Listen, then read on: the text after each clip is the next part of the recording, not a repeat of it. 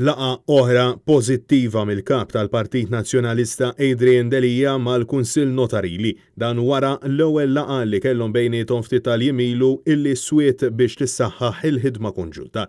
Il-Kunsill Notarili wera l-apprezzament tax-xogħol li qed jagħmel il-Partit Nazzjonalista sabiex jgħin u jagħti widen lilhom u lil ħaddiema tagħhom.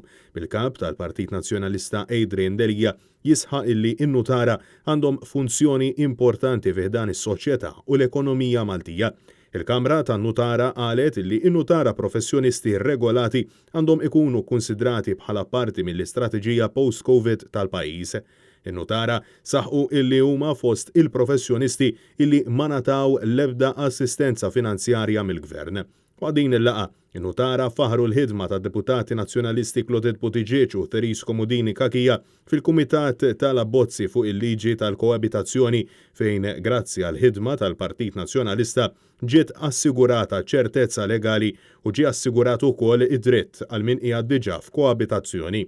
Partit Nazzjonalista sostna li żamm ma' dak li ġie diskuss fil-laqa preċedenti u semma leħnu fil-Parlament bil-għan li f'dan ir-rigward kollox ikun irreġistrat.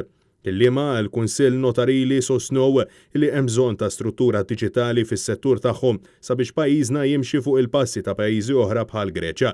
Fil-waqt li l-kap tal-Partit Nazzjonalista sostna illi fid-dawl tal-kriżi ta' COVID-19 in-neċessità hija dik illi twellet l-invenzjoni. Għaldaqstant jinsab kommess illi jimbotta l-qudiem dawn il-proposti. Apparti deputat Clotilde Buttigieg preżenti għall-laqa kien hemm ukoll il-President tal-Forum Professjonisti tal-Partit Nazzjonalista Graham Bencini.